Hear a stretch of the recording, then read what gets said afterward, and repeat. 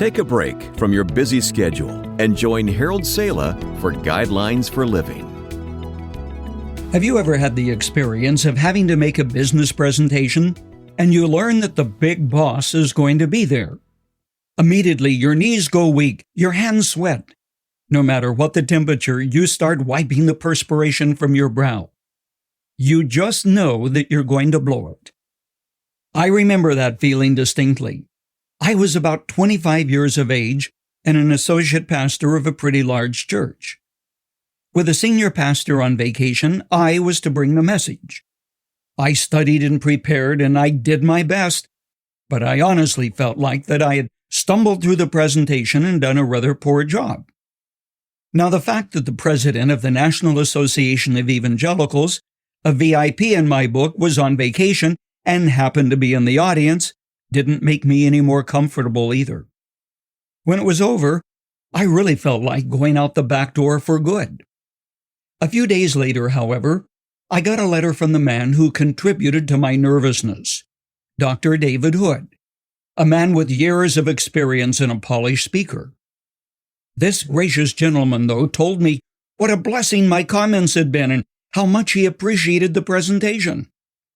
Now, I suspected that he had read Joseph Stalker's book, Life and Death of Jesus Christ, where I got most of my thoughts. But that letter did something for me. It gave me confidence to try again. I said that day, he's the kind of a man I want to be. Someone who encourages others, especially young men and women. Everybody needs encouragement. Twice God told the people of Joshua's day to encourage him. Why? He needed it. He was following the greatest leader of his day, Moses. Overwhelmed by feelings of inferiority, it would have been easy for him to think, no way can I ever measure up to Moses. You can develop the art of encouragement by practicing the following guidelines. Guideline number 1. Focus on one positive aspect of what you like and say it. Leave the negative comments out entirely. There is a place for criticism, though it is seldom as necessary or as important as we tend to think it is. But its place is not mingled with words which are intended to encourage. Don't say, your message was pretty good, Pastor, but it would have been better if you hadn't talked for so long. Mixed messages like, your sales were pretty good this month, but if you had taken my advice, they would have been better, don't qualify as encouragement. Guideline number 2.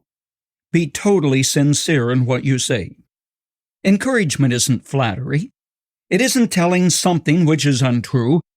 It is a decision, a choice you make.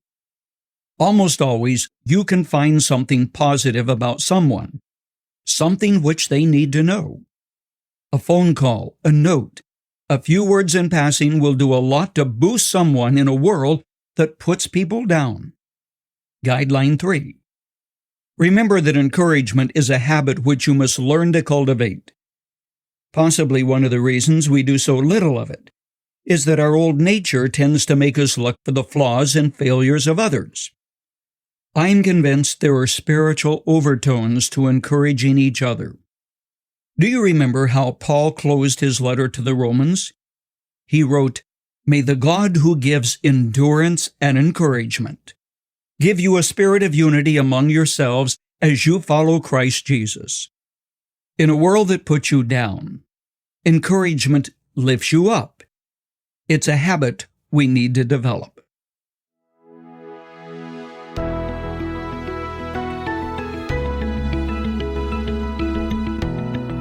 You've just heard Guidelines for Living. For more practical and inspirational messages, visit guidelines.org. If you find our devotionals helpful and would like to share them with others, consider supporting our ministry with a donation. Again, that's guidelines.org. Thanks for listening to Guidelines for Living.